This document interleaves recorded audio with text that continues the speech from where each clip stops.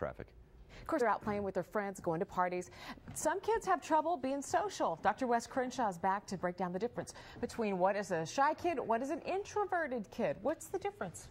Well, introversion is a preference. It's how we like to be. It's what charges us up. Personality then more. Exactly. Introverted people like to spend time with themselves, and when they have to spend time with too many people, kind of runs down the battery. Shyness is usually an impairment. It's about anxiety in social situations. Okay. And you actually have extroverted people who are shy, which they are amongst the loneliest people because they're the ones who want that interaction but can't feel comfortable getting it. Well, that's got to be a tough place to be. So how do you manage an introverted child?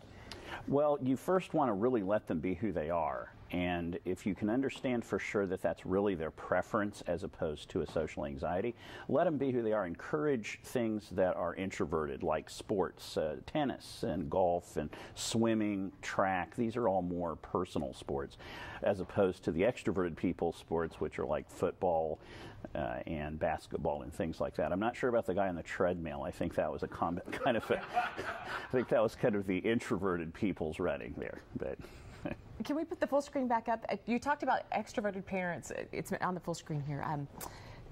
That's got to. Sometimes I've seen that really difficulty. A parent who's really having a hard time understanding a kid who's very different from themselves, doesn't like the same things. Yes, weirdly enough, you don't get a match all the time between parents and kids.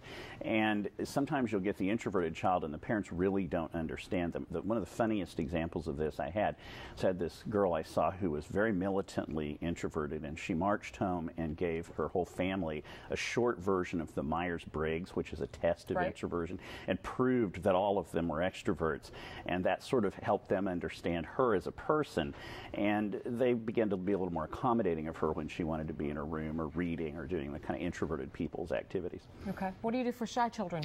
That's a little different, and you really want to, it's tricky because you have to get their buy-in. Shy kids are sometimes not willing to do some of the things we want them to do because it's hard, but I like to get them into activities like performance, small performance, debate, forensics, black box theater in their schools, things that will get them a little bit out of their comfort zone, but also have a structure that they can kind of predict.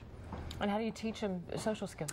Coaching. Parents really have to carefully and sensitively talk to kids about events of the day, what happened at school, and give them some suggestions without overwhelming them on ways they might be a little more assertive or get more into the social flow. But this is where it becomes critically important to understand the difference between introversion and shyness, because the introverted kids don't want to do that, and you have to respect it. The shy kids may want to do it a lot and don't know how. So that's where the coaching comes in, is being respectful of who they are, but also supporting them in some new behaviors. Thank you. If you have questions for Dr. Crenshaw, his address, phone number, and Twitter page are there on your screen. He's in Lawrence. Give him